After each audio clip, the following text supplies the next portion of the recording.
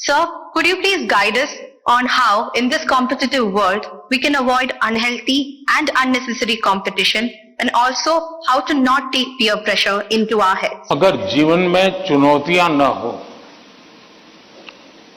स्पर्धा न हो, तो फिर जीवन बहुत ही प्रेरणाहीन बन जाएगा, चेतनाहीन बन जाएगा। कंपटीशन होनी ही चाहिए, लेकिन जैसे एक सवाल में पूछा कालीकट से बच्ची ने, हेल्दी कंपटीशन, इसलिए कंपटीशन हेल्दी होना चाहिए। अब आपका जो सवाल है वो जरा डेंजर है और वो मुझे चिंता कराता है। शायद मुझे भी इस परीक्षा पे, चर्चा पे इस प्रकार का सवाल पहली बार आया है। देखिए, कभी कभी इस प्रवृत्ति का जहर, ये बीज पारिवारिक वातावरण में ही बो दिया जाता है। घर में भी मां बाप, दो बच्चे हैं तो दोनों के बीच में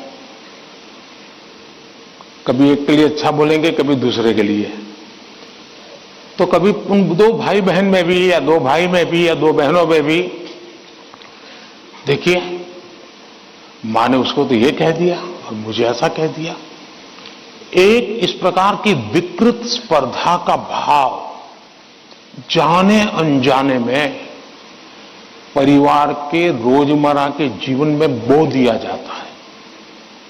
और इसलिए मेरी सभी पेरेंट्स से आग्रह है कि कृपा करके बच्चों की इस प्रकार की कंपैरिजन, अपने ही संतानों की ऐसी कंपैरिजन मत कीजिए।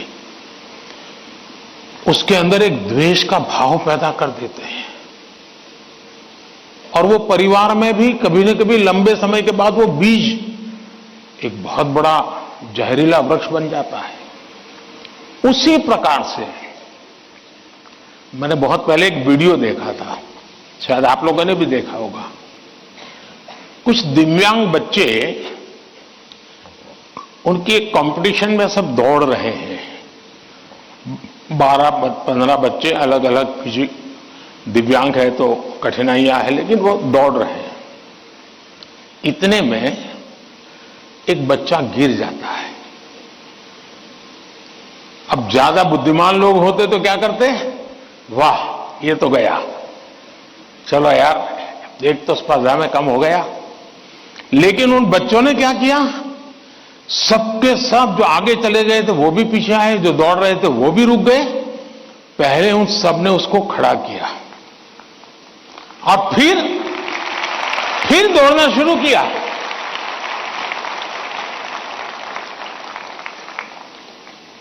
सचमुच में ये वीडियो दिव्यांग बच्चों के जीवन का भले होगा, लेकिन हम लोगों को भी ये बहुत बड़ी प्रेरणा और बहुत बड़ा संदेश दे देता है।